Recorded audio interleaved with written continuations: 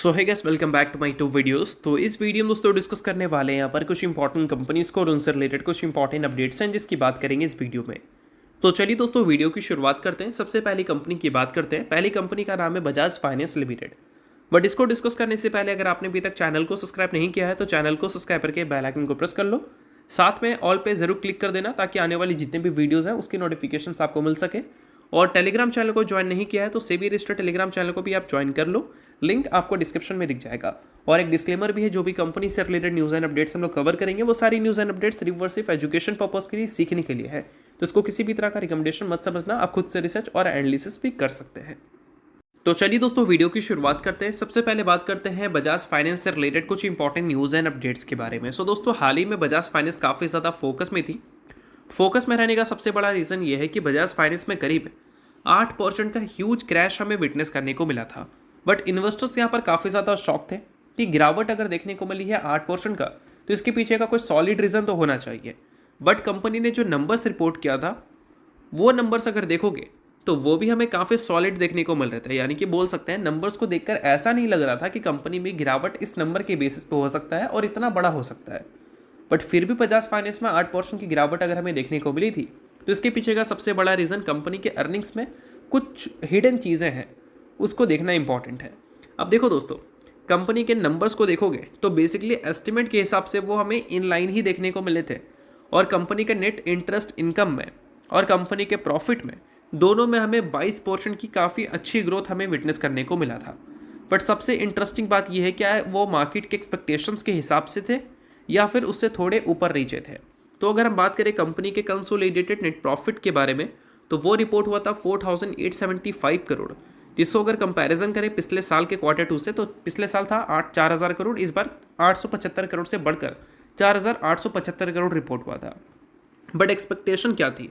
Expectation CNBC TV 18 के पोल के हिसाब से 4886 करोड़ का था। यानी कि बोल सकते हैं एक्सपेक्टेशन से सिर्फ 11 करोड़ नंबर कंपनी ने कम दिखाया। और यही चीज़ मार्केट को खटक गई, क्योंकि बजाज फाइनेंस की बात करें तो अर्निंग्स आने से पहले बजाज फाइनेंस अपने ऑल टाइम हाई पे आपको ट्रेड करती हुई दिख रही थी, या फिर आप बोल सकते हैं 52 वीक हाई पे देखने को मिल रही थी। और कोई भी कंपनी जब अर्निंग्स आने से पहले ऑल टाइम हाई पे होती है तो जनरली 1% मैटर करता है कंपनी के अर्निंग्स के लिए या फिर कंपनी की परफॉर्मेंस के लिए बोल सकते हैं। क्योंकि 1% से भी अगर मार्केट एक्सपेक्टेशन से ये कंपनी के अर्निंग्स मिस हो जाए तो उस केस में एक मौका मिल जाता है इन्वेस्टर्स को प्रॉफिट की बुकिंग करने का। और वही चीज़ बजाज फाइनेंस ने विटनेस किया था एक सॉलिड अर्निंग्स रिपोर्ट करने के बावजूद भी, कि कंपनी के अर्निंग्स छोटे मार्जिन से एक्सपेक्टेशंस को मिस कर दिए थे। और वही नेट इंटरेस्ट इनकम की बात करें तो जो रिपोर्ट हुआ था वो एक्सपेक्टेशंस के हिसाब से ही था। बट सबसे इंटरेस्टिंग बात दोस्तों यहाँ पर यह है कि ये सारी चीज़ें तो देखने को हमें मिली, बट कंपनी के प्रॉफिट हमें डिक्लाइन क्यों होते हुए देखने को मिले? तो इसके पीछे का रीज़न आप बोल सकते हैं NPA है। कंपनी का ग्रॉस नॉन परफॉर्मिंग एसेट्स या फिर ग्रॉस NPA की बात करें तो वो हमें बढ़कर 1.24% होते हुए देखने को मिले थे, जो कि पिछले साल के Q2 में 1.06% थे। अब देखो, किसी भी बैंक NBFC का जब NPA इंक्रीज होता है तो उस केस में वो एक अच्छी बात नहीं होती है, वो एक नेगेटिव बात होती है, ऐसा भी आप बोल सकते हैं। क्योंकि मान लो NPA क्या होता है, वो अमाउंट होता है जो कि बैंक या NBFC एज्यूम करती है कि ये पैसा बैंक के पास अब नहीं आएगा, ये डिफ़ॉल्ट हो चुका है, ठीक है।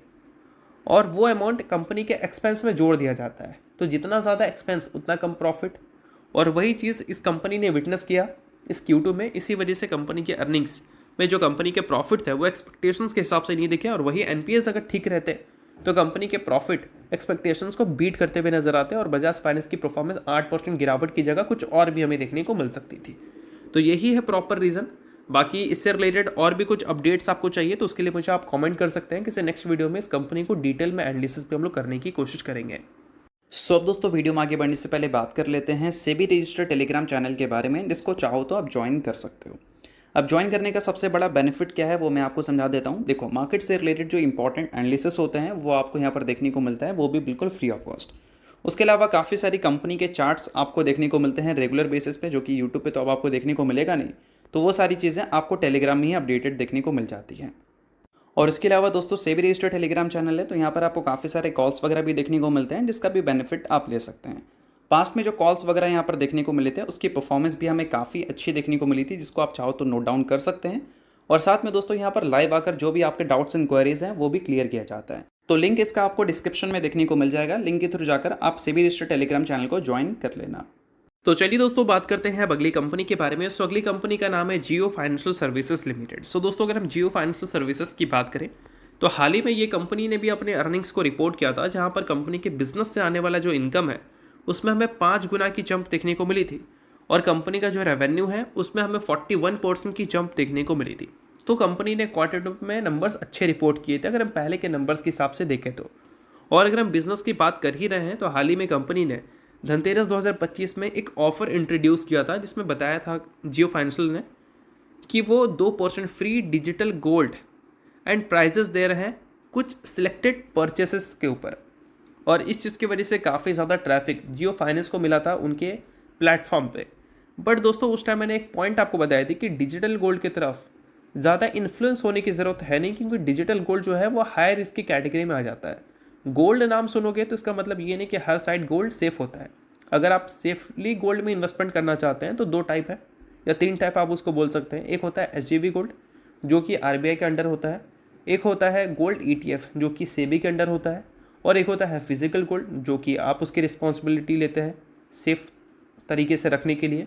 और इन 3 के बाद अगर कोई चौथा मिल रहा है लाइक डिजिटल गोल्ड, तो वहाँ पर रिस्क इसलिए बढ़ जाता है क्योंकि उसको सिक्योर RBI या सेबी नहीं करती है, उसको वो प्लेटफॉर्म करती है जिस प्लेटफॉर्म से आपने उस गोल्ड को परचेस किया है। लाइक अगर आप मान लो पेटीएम से या कोई भी अन्य ऐप से परचेस करते हैं, फॉर एग्जांपल जियो फाइनेंस से परचेस करते हैं, तो उस केस में अगर जियो फाइनेंस मान लो डूब जाती है तो आपका जो डिजिटल गोल्ड है वो भी डूब जाएगा। तो इस वजह से डिजिटल गोल्ड को उतना ज़्यादा प्रायोरिटी लोग नहीं देते हैं। जिनको आइडिया नहीं है वो देते हैं, बट जिनको आइडिया है वो नहीं देते हैं। और हाल ही में सेबी ने एक वार्निंग दिया था लोगों को कि डिजिटल गोल्ड में ज़्यादा इन्वॉल्व मत हो, क्योंकि वहाँ पर रिस्क अगर देखा जाए तो वो काफ़ी ज़्यादा इन्वॉल्व हो जाती है, रिस्क बढ़ जाता है। और इसी वजह से सेबी की जो वार्निंग्स आई थी उसके बाद जो फिनटेक प्लेटफॉर्म्स हैं उन्होंने विटनेस किया लगभग 3 गुना 3-fold जंप देखने को मिली उनके विड्रॉल्स में। जो उन्होंने डिजिटल गोल्ड ऑफर किया था अपने कस्टमर्स को, उनकी विड्रॉल हमें 3 गुना बढ़ती हुई देखने को मिली थी सेबी के वार्निंग के बाद। और ये सारी चीज़ें मैं आपको इसलिए बता रहा हूँ क्योंकि ये जियो फाइनेंस के बिजनेस के लिए बहुत इंपॉर्टेंट खबर है। जियो फाइनेंस डिजिटल गोल्ड के ज़रिए ट्रैफिक लाना चाह रही थी और सेबी ने उसके अगेंस्ट ये काम कर दिया, तो उस केस में ये जो चीज़ थी वो कहीं ना कहीं कंपनी के लिए कोलैप्स कर गई, हट गई, ज़ीरो हो गई। तो वो सारी चीज़ें आपको नोट करनी है, काफ़ी इंपॉर्टेंट है ये। और बाकी अगर हम बात करें जियो फाइनेंशियल सर्विसेज के बिजनेस को लेकर, तो फ्यूचर के ग्रोथ को लेकर एक्सपेक्टेशंस तो ऑब्वियस सी बात है काफ़ी हाई है। इसी वजह से वैल्यूएशंस भी इसको काफ़ी ज़्यादा हाई मिल रखा है। बिजनेस की बात करें तो जितने भी कंपनी के बिजनेसेस हैं, चाहे AMC की बात करें, फाइनेंस की बात करें, या फिर बात कर सकते हैं लोन की, या फिर बात कर सकते हैं हम इंश्योरेंस की, सभी में कंपनी एक्सपैंड तो कर रही है। अब देखते हैं कि जियो के पास जो रिलायंस के पास कस्टमर बेस है वो अगर आ जाए तो उस केस में जियो फाइनेंशियल सर्विसेज को ग्रो करने में काफ़ी आसानी होगा और वैल्यूएशंस को मीट करने में भी कंपनी के लिए आसानी होगी। तो ये सारी चीज़ें आप नोट कर सकते हैं, काफ़ी इंपॉर्टेंट है। बट इसके अलावा दोस्तों अगर आपने अभी तक सेबी रजिस्टर्ड टेलीग्राम चैनल को ज्वाइन नहीं किया है तो उसको भी जाकर आप ज्वाइन कर लो। लिंक आपको डिस्क्रिप्शन में देखने को मिल जाएगा, बिल्कुल फ्री ऑफ कॉस्ट आप उस टेलीग्राम चैनल को भी ज्वाइन कर सकते हैं। अब बात करते हैं दोस्तों अगली कंपनी के बारे में, जिसका नाम है दोस्तों SKM एग प्रोडक्ट्स, जिसने रिसेंटली 1:2 के रेशो में स्टॉक स्प्लिट की अनाउंसमेंट की है लिक्विडिटी को इंक्रीज करने के लिए। सो अगर आप इस कंपनी के शेयर होल्डर हैं तो अभी कंपनी का फेस वैल्यू 10 रुपये का है, आफ्टर स्प्लिट 5 रुपये का हो जाएगा। इस चीज़ को ध्यान में रखना। और शेयर होल्डर अगर आप नहीं है तो आप इग्नोर भी कर सकते हैं, न्यूज़ थी इस वजह से मैंने बता दिया, बाकी ये किसी भी तरह का रिकमेंडेशन वगैरह नहीं है। तो चलिए ये वीडियो यहीं तक था। आपको वीडियो आपको अच्छा लगा होगा, लाइक कीजिए, परिवार सब्सक्राइब कीजिए। वीडियो के लिए बहुत बहुत शुक्रिया।